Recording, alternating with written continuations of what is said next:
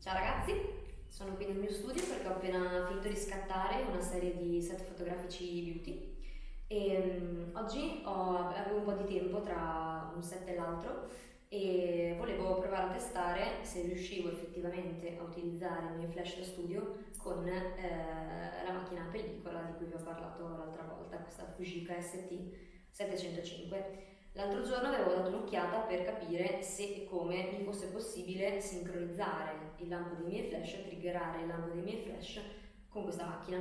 E questa macchina ho visto che ha una slitta con il contatto a caldo che è un po' diverso da quello che ho invece sulla mia digitale standard.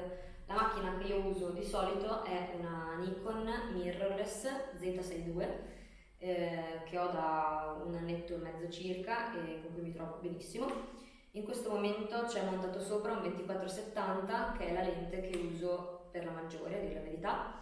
E in realtà quando faccio fotografia beauty utilizzo fondamentalmente un 105 Sigma f2.8.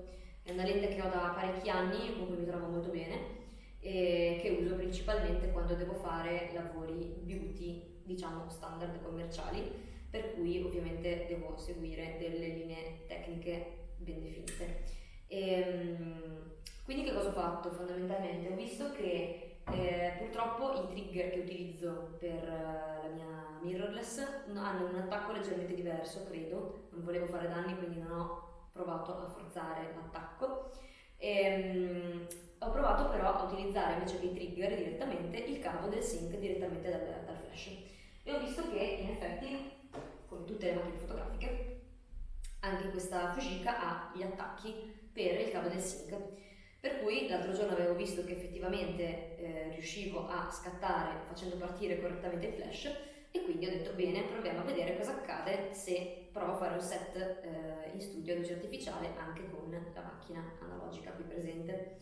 Cosa ho fatto? Avevamo da fare prima questi due look beauty, uno un po' più scarico, un po' più soft e un altro invece un pochino più artistico e ho ovviamente scattato prima entrambi con la mirrorless e ho utilizzato diciamo la mirrorless per settare spero correttamente l'esposizione, nel senso che la Fujica ha un tempo di sync che è un sessantesimo.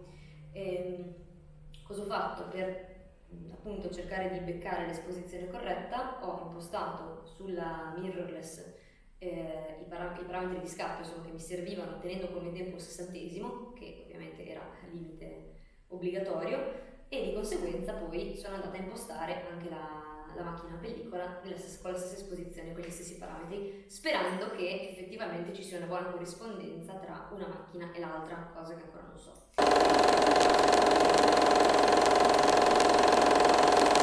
Ed eccomi finalmente qui a guardare insieme a voi gli sviluppi di questo shooting, che in realtà è stato alla fine della fiera un set misto moda e beauty. Questi primi scatti che vedete sono a pellicola e mi piacciono molto, devo dire, li trovo abbastanza coerenti anche con questi che sono quelli invece analoghi, diciamo, fatti in digitale. Erano quelli più semplici e infatti poi siamo passati a questo secondo set con questo make-up molto importante, con fulcro estremamente ed esclusivamente beauty.